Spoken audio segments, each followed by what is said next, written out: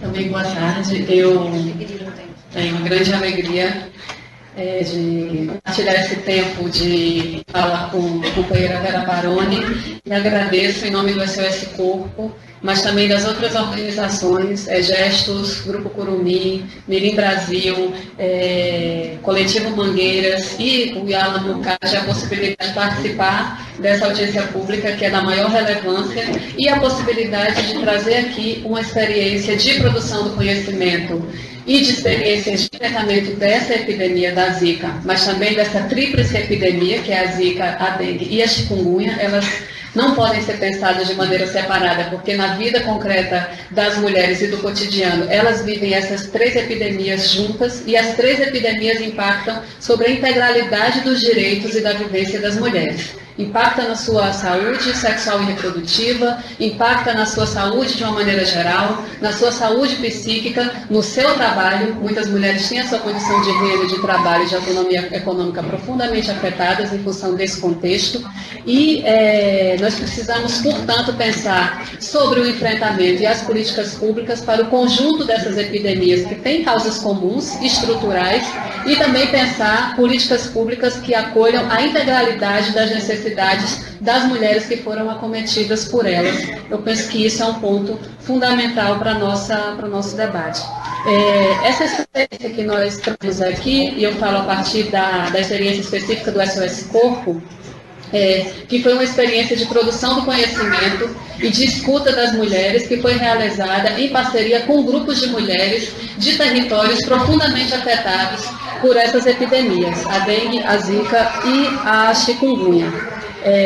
Essas áreas foram as áreas de Monte Verde, Lagoa Encantada e Passarinho, aqui na cidade do Recife, mas também uma comunidade rural, quilombola, da região do Agreste de Pernambuco, do município de Passira, no qual, nessa área, cerca de 98% da população foi afetada por uma dessas três epidemias. Então, essa pesquisa, e eu vou muito rapidamente, porque tenho 5 minutos a apontar, e a partir da escuta e do diálogo com as próprias mulheres que vivenciam essa situação, apontou primeiro em relação às causas. Quer dizer, que fatores explicam que essas áreas tenham sido tão dramaticamente afetadas e que as mulheres tenham sido também dramaticamente afetadas nessas áreas. E o que a escuta às mulheres no conjunto dos territórios que o SOS Corpo trabalhou, mas também a partir de outros espaços que a gente partilhou com os grupos, mostra que as causas são diretamente relacionadas com o contexto socioambiental e com uma crise sanitária profunda da promoção da saúde no nosso estado. Então, nós estamos falando aqui, sobretudo, de epidemias causadas por uma ausência e por uma deficiência e talvez por uma falência da promoção da saúde em Pernambuco, especialmente no que diz respeito à condição da água, à condição do saneamento e à condição das políticas preventivas de informação sobre como não adoecer. Então, nós temos um contexto sanitário e uma crise sanitária profunda, e essas epidemias são expressão dessa crise sanitária profunda, que tem a ver com a situação dramática do saneamento e da condição das águas, como já foi as pessoas que me antecederam falaram. Em todos esses territórios, o abastecimento da água é falho e intermitente. São zonas de esgotamento praticamente a céu aberto, zonas atravessadas por canaletas, por vielas, por esgotamento por tratamento da água por canais, porque essa é uma característica também muito, muito particular aqui da região do Recife. Então, as mulheres se referem, e as próprias condições que a gente encontra nesses territórios, a ausência de saneamento, e a ausência de tratamento da água e do próprio abastecimento da água como o principal fator que explica a proliferação do vetor e a proliferação das epidemias, e talvez as que estão aqui presentes, que são acometidas e afetadas por essas epidemias, possam falar das condições de vida nas áreas em que vivem, se também refletem essa situação de falta de saneamento.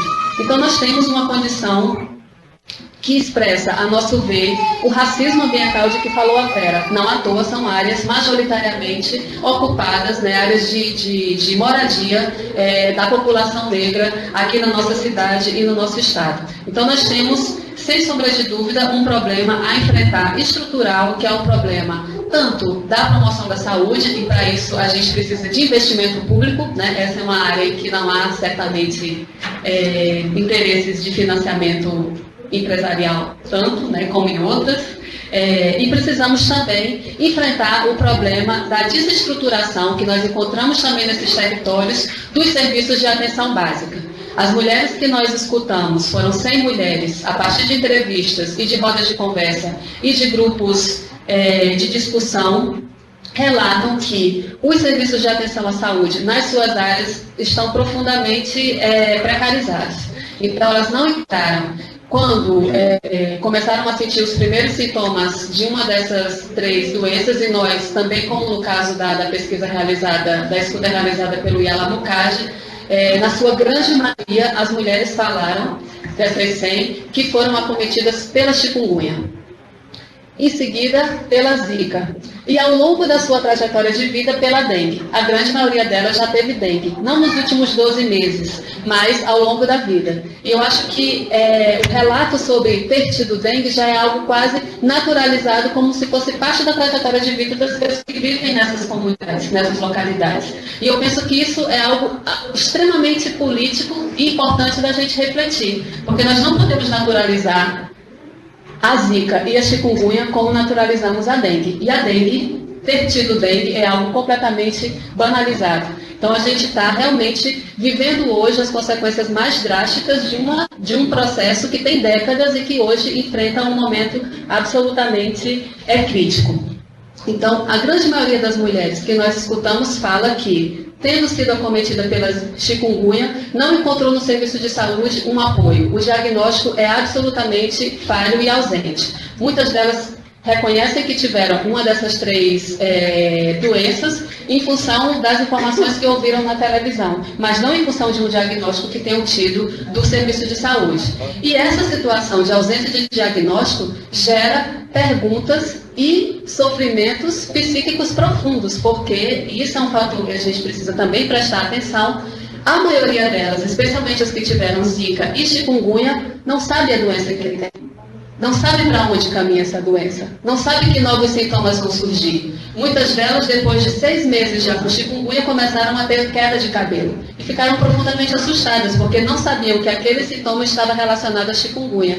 Então, esse também é um ponto que mostra que as políticas públicas precisam se preocupar e responder, não apenas, isso não é pouco, apenas aqui é muito grave, ao novo surto, ao novo ciclo, né, de efervescência dessa epidemia. Mas precisam se preocupar para atender às demandas de saúde de mulheres que ainda estão doentes dos ciclos anteriores, porque as mulheres que têm chikungunya ainda estão doentes, com limitações motoras, com sofrimento psíquico. Casos de depressão foram recorrentemente relatados nessa escuta que nós fizemos, o que tem a ver com essas perguntas que não são respondidas, que em abstrato, quando a gente está se perguntando do ponto de vista de uma situação coletiva, ela já é grave. Imagina a gravidade que ela tem quando ela é uma pergunta de alguém que individualmente está passando por um problema para o qual ela não tem nenhuma informação.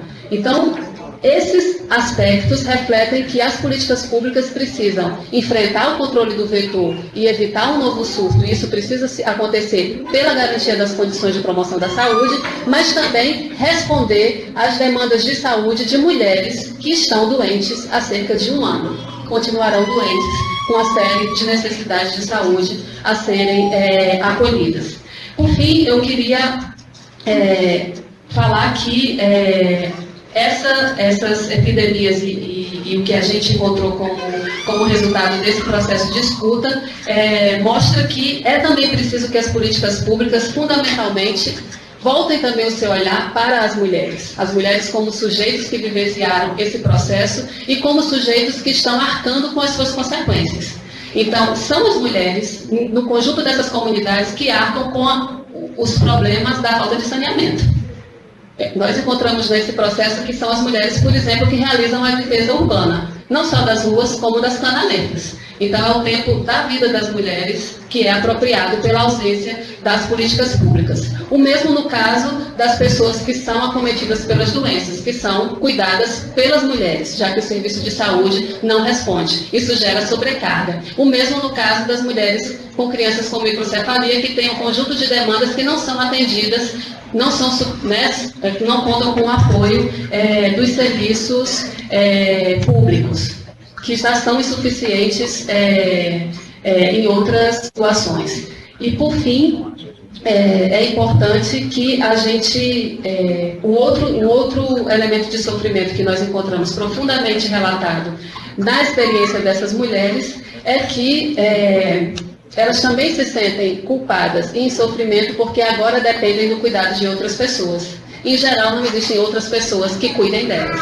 Então, as mulheres são cobradas sempre a cuidar. Mas quando elas precisam de cuidar e encontram-se em situação de dependência, não há quem cuide delas. Então, essa falta de suporte e de políticas públicas para enfrentar doenças, como no caso da chikungunya, que se prolongam por um período muito longo, mas também da Zika, são fundamentais.